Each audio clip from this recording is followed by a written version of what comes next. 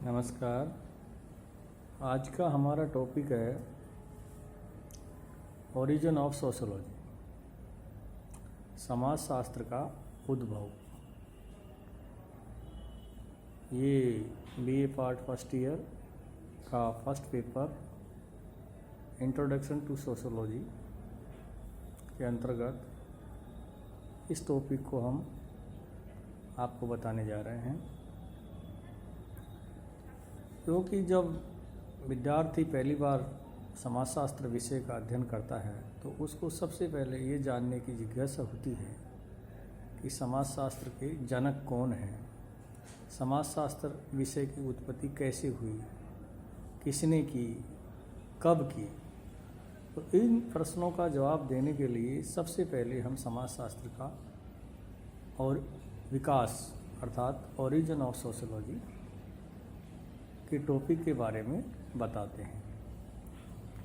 अब यहाँ पर हम ओरिजिन ऑफ सोशोलॉजी की बात करते हैं तो समाजशास्त्र के जो फादर ऑफ सोशोलॉजी हैं वो हैं ऑगस्ट कॉम्ट।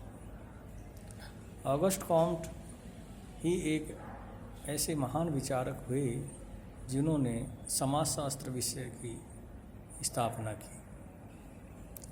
ये फ्रांसीसी विचारक थे जिन्होंने समाजशास्त्र विषय की नींव रखी।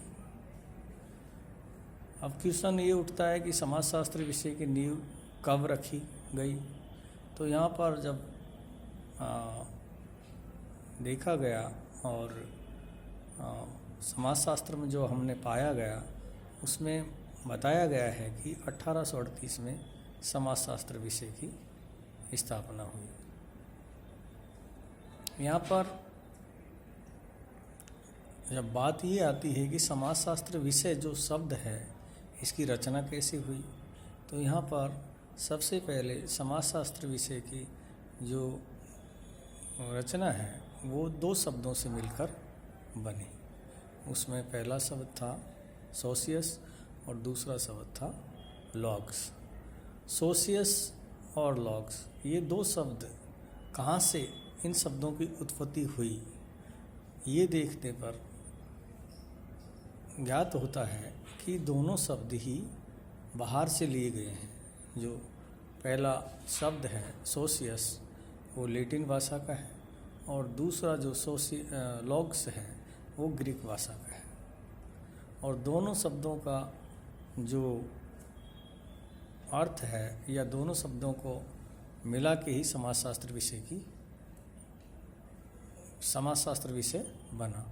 तो इसमें एक एक शब्द की और अर्थ स्पष्ट करते हुए इसमें पहला जो शब्द है सोशियस उसका तात्पर्य समाज और दूसरा शब्द है लॉग्स जिसका तात्पर्य है शास्त्र। दोनों को मिलाने पर समाज शास्त्र अर्थात वह शास्त्र, वह विज्ञान जो समाज का अध्ययन कराता है। तो इस तरीके से समाजशास्त्र विषय की नींव पड़ी और इसके जो स्थापक थे वो थे ऑगस्ट कॉम्ट, जिसको आज हम फादर ऑफ सोशोलॉजी के नाम से भी जानते हैं। तो इसी के साथ हम नेक्स्ट टॉपिक में आपको फिर मिलते हैं और उसके बाद में हम इसका अच्छी तरीके से अर्थ, परिभाषाएं, इनके बारे में भी चर्चा करेंगे।